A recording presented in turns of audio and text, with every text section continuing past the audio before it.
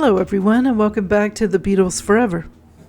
I'm glad there's so many Mal Evans fans out there, because I've been enjoying finding out more about him, and I can see why the Beatles love Mal, and it went for everyone that ever met him, it seems. So let's see what's going on today. Doris Troy was on hand to record a follow-up album to her 1970 debut LP, for which Mal had taken an arresting cover photograph of the musician seated at a piano. Troy had enjoyed a chart success in the 1960s with the R&B classic Just One Look, which her Apple release had failed to duplicate thanks to the label's increasingly lackluster promotional efforts. Even so, she was willing to give Apple another try. With January coming to a close, Mal worked under the tutelage of Ian Samwell, who was producing a record by English singer Linda Lewis. And Mal learned the preparation of lacquer acetates from Samwell and McDonald to his skill set. Mal, with even all he was achieving, could not get past Badfinger. That Friday, he learned that an event had been held in the band's honor without his presence. Mal soon confronted Tony King, Apple's new A&R head, about what he considered a breach of etiquette. Mal wrote in his diary, "Had words with Tony King about last night's celebration dinner for Badfinger, to which I was decidedly not invited." For the life of him, he couldn't or wouldn't understand why he continued to be frozen out of Badfinger's universe. Mal, although he was frozen out of Badfinger's world, was always welcome in Ringo's world. And that February, Ringo brought Back Off Boogaloo song to Apple Studios. He tried to record the song a few times before at the studio with George, who was handling production. Now, with Mal working as both trainee and engineer and road manager, they remade Back Off Boogaloo with Gary Wright on the piano, Klaus Voormann on bass, Alan White doubling Ringo's drum part, and George turning in a madcap slide guitar solo. They overdubbed background harmonies from Wright, Gene Gilbert, and Madeleine Bellew. Mal had learned how to sync the various tracks together, that is, when he wasn't dispensing session fees to the musicians from petty cash. The song was released a month later. It was the only hit song by any of the former Beatles that year, taking advantage of T-Rextasy, which had drawn comparisons to Beatlemania. Back Off Boogaloo had been inspired by glitter rock star Mark Bolan, the lead singer of T-Rex, who was known to have the word boogaloo in various conversations. Bolan was also the subject of Born to Boogie concert film Ringo was directing on his behalf.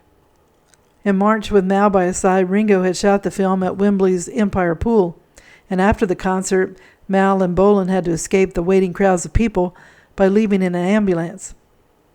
To Mal, it felt like 1964 again, when fans all over the world wanted a piece of the Beatles, and it was his job to protect the boys. Mal this time, though, didn't seem to have it in him anymore. T-Rex's producer, Tony Visconti, was on the scene, later recalling that the fans went berserk when they saw Mark appear at the stage door with only Mal by his side. The commotion made me come out of the mobile, and I could quickly see that Mal and Mark were in trouble. The ambulance didn't fool the fans. There was about 500 of them on the verge of tearing Bolan to shreds. Visconti remembered that they were behaving like a pack of wolves at this point, and were trying to drag Mark into the crowd. I pushed through the mob and got to the other side of Mark and shouted to Mal, "Let's go." As they edged closer to the waiting ambulance, we were being kicked and scratched. Many hands with sharp fingernails were trying to clasp our grip on Mark. And some girls were getting in and ripping pieces from Mark's clothes. Some even managed to uproot some curly locks from his scalp. When they finally managed to reach the safety of the ambulance, Bolan fell into a fit of laughter. I think he was in shock. And then, unaware of how close he'd come to severe physical harm and possibly worse. But Mal didn't recover so quickly. He was petrified, Visconti later wrote. Mal's training as an engineer came to an abrupt end when he was asked to consider producing a record by Half Breed, a band that had operated out of Newcastle since 1970. The group had posted a demo to 3 Savile Row, and Mal had been taken with the quality of their songwriting, particularly when it came to 21-year-old musicians Bobby Purvis and Bill Elliott. He had worked with Elliott before during sessions to God Save Oz. Mal went to Newcastle, where he recorded one of their local gigs. Mal wrote, "I had taken tapes down to Apple and was talking very highly of them, and it was agreed that they should be signed. The only provision Ringo was making was that they had to get another producer other than myself, but God bless them, they turned down his offer, preferring to have me produce them and go with another record label." Ringo, he wasn't doubting Mal's production skills. He had hoped to steer Mal away from another heartbreaking situation along the lines of Badfinger. Mal was pleased, though, by Purvis and Elliott's unwavering faith in him, and Mal immediately began setting his sights on producing Half-Breed. He even started to design a logo for them. The band unfortunately broke up that summer. Mal wasn't stunned. He signed Purvis to management and publishing contracts, hoping Elliott wouldn't be too far behind. At this point, the two had rebranded themselves as a duo. "Groups and egos got in the way," Purvis recalled, "so we formed Splinter." Mal was delighted. It was what he wanted from the start. As the summer of 1972 got underway, Mal and Lily made a point of seeing his parents more often. Fred's health scare had given Mal thoughts of his own father's mortality as well as his own. That June, he drove his parents down to London to see The Catching of the Query, his sister June's latest play for the Young People's Theatre, in which she played 3 different roles, and very convincingly, Mal thought. Fred and Joan's visit would take a turn for the worse back in Sunbury. One morning, Mal's temper got the better of him. Lil had prepared poached eggs, Mal's favorite, but her husband was 15 minutes late for breakfast, and by that point, his meal had gone cold. Gary would never forget the moment his father had the nerve to complain about the state of his breakfast. In her understandable anger, Joan stated a phrase that she delivered on the eve of Mal's wedding back in 1957. She said, "Lily deserves better than you." She was sticking up for her daughter-in-law. This time, Mal didn't take the remark in stride. He said, "F off," and it chilled Gary to the bone. Before driving his parents back to Liverpool, Mal made a point of trying to make things right by taking the whole family for a day trip to coastal Littlehampton. Fred and Joan enjoyed their time with their grandchildren in the seaside town. Mal and Fred, they did a little surf fishing, and Mal's father extracted a fossil from the sandy beach. That night back at Staines Road East, as the children prepared for bed, Mal briefly lost his temper when Julie didn't kiss her grandfather good night. "Silly of me," he wrote, chiding himself in the pages of his diary. That August, Mal and Lily made another go of it with Fred and Joan, and they joined the Evans clan for their family vacation in Cornwall. This time, Mal was determined to experience a stress-free holiday with his loved ones. As they prepared to take the trip west, he dashed off a couplet in his diary: "Got no ties, got no strings, nothing to bind me to earthly things." Another good thing about Mal's parents and the family holiday plans was that it helped Mal to pay the cost of the vacation. Fred and Joan didn't mind helping out. They were happy to have an extended getaway with their grandchildren. But then Mal found himself dealing with finances when the Beatles were in the throes of receivership. An accounting trail dug up Mal's unpaid loan issued by Brian Epstein back in February 1967 in the amount of £500. With Mal having no means of covering the expense, the loan was charged against royalties he had earned through Apple Corps. This meant that any monies that he owed for his work on No Matter What would be deducted until the loan had been repaid in full.